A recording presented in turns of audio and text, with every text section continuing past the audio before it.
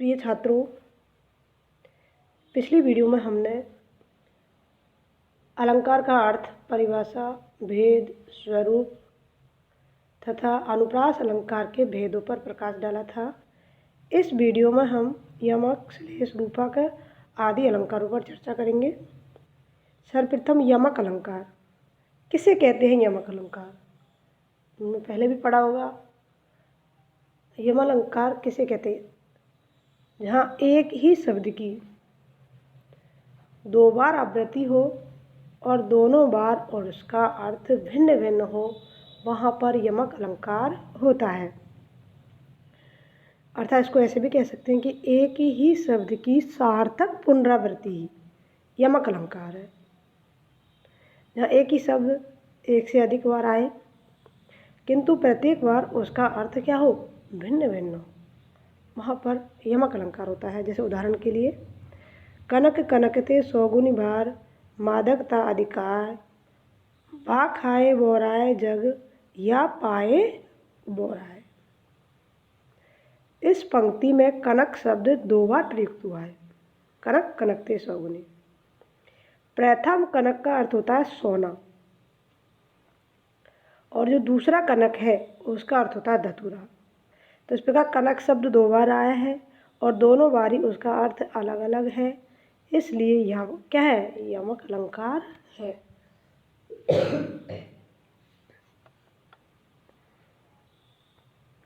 अगला है, जैसे कि दूसरा उदाहरण है इसका ही, यमक का ही, तीन वेर खाती वो तीन वेर खाती है।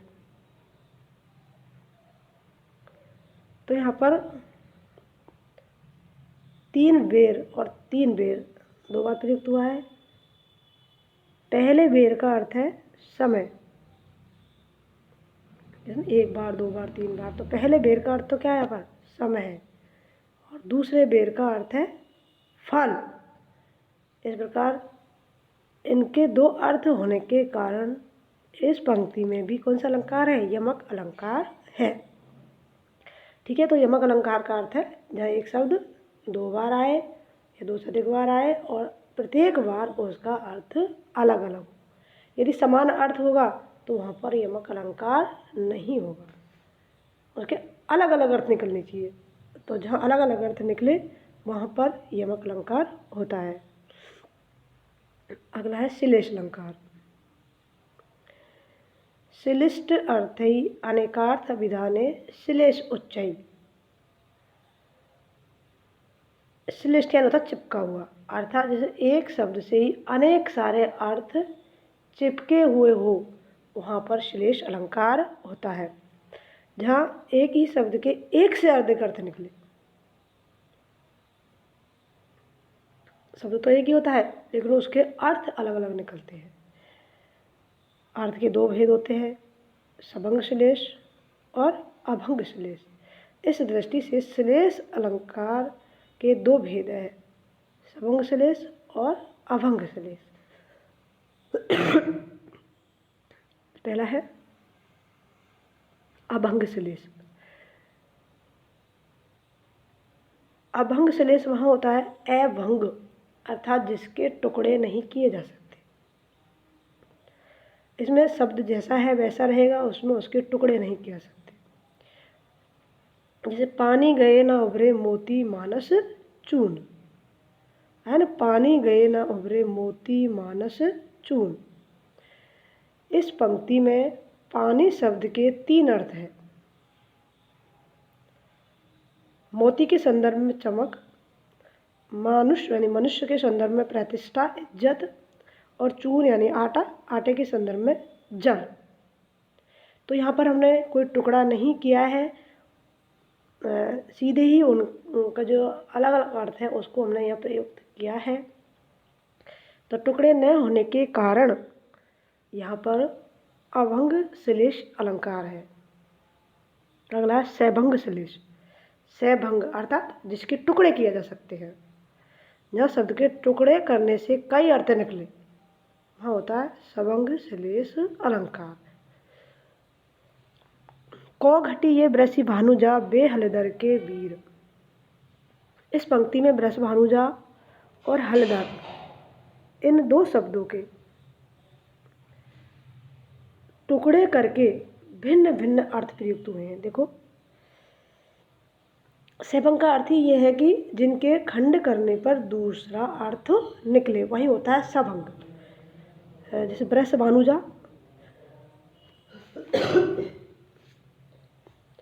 वृष भानुजा माने वृष भानु की पुत्री कौन थी? राधा। तो ये राधा के लिए आया, तो इसके टुकड़े करके किए ना वृष भानु, यानी वृष भानु की पुत्री कौन थी? राधा। तो तीसरा अर्थ निकला है।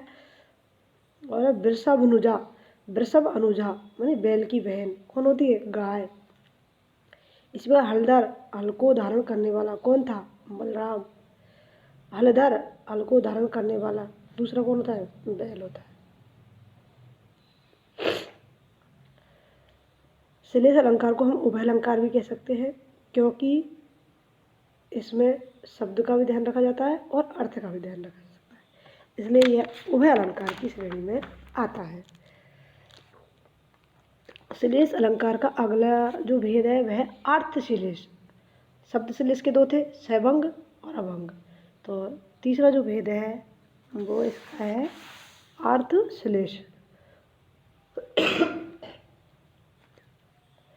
अर्थ अलंकार की तरह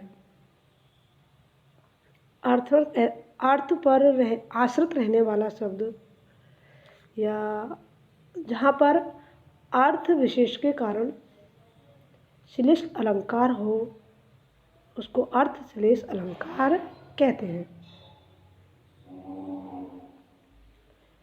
इसलिए अर्थ अलंकारों की तरह अर्थ पर आश्रित रहने वाला शब्द अर्थ श्लेष अलंकार की श्रेणी में आता है। जैसे बिहारी की पंक्तियाँ है, नर की अरु नल नीर की गति एक करी जोए, जे तो नीचो बह चले ते तो ऊंचो होए।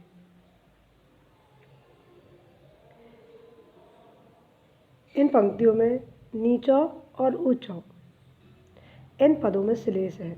नर के पक्ष में नीचो हैवाई का नम्र होकर है और नल नीर के पक्ष में निम्नगामी होकर अर्थ है। ठीक है। इसी तरह ऊंचो हुए का नर के पक्ष में श्रेष्ठ है और जल के पक्ष में है ऊंचा उठना अर्थ निकलता है। इन श्लिष्ट शब्दों के स्थान पर इनके पर्यायवाची शब्द रख देने पर इनके अर्थ के बोध में कोई हानि नहीं होती है, अतः यहाँ पर अर्थ श्लेष अलंकार प्रयुक्त हुआ है। तो तुम्हारे पाठ्यक्रम में शब्द अलंकार जो थे वो इतने ही है। शब्द अलंकार में सर्वप्रथम ने अनुप्रास अलंकार और दूसरा यमक और श्लेष। ठीक है। अनुप्रास मैंने पढ़ा ही दिया, जहाँ एक ही शब्द की दो या दो से अधिक बार आवृत्ति हुआ अनुप्रास होता है। और अनुप्रास और यमक में क्या अंतर है? ठीक, कई बार ऐसा था ना, यमक और अनुप्रास में क्या भेद है? तो अनुप्रास में एक ही शब्द की दो या दो से अधिक बार आवृत्ति होती है, जबकि जो यमक अलंकार है उसमें एक ही शब्द की दो बार आवृत्ति होती है और दोनों बार उसका अर्थ भिन्न भिन्न होता है। जबकि अनुप्रास में अर्थ से हमारा कोई तात्पर्य नहीं है, बस उसमें तो यह है कि एक ही शब्द दो से अधिक बार प्रयुक्त हो। ठीक है। इसी प्रकार से यमक और श्लेष में क्या अंतर है? तो जो यमक अलंकार है उसमें एक ही शब्द की दो बार आवृत्ति होती है, दोनों बार अर्थ भिन्न भिन्न होता है। जबकि श्लेष अलंकार में, जो श्लेष अलंकार होता है उस श्लेष अलंकार में एक ही शब्द से अनेक अर्थ चिपके हुए रहते हैं। इसलिए इन दोनों के अंतर्गत यही अंतर है कि इसमें एक ही शब्द के अनेक अर्थ निकलते हैं, उसमें दो शब्द के भिन्न भिन्न अर्थ निकलते हैं। Thank you.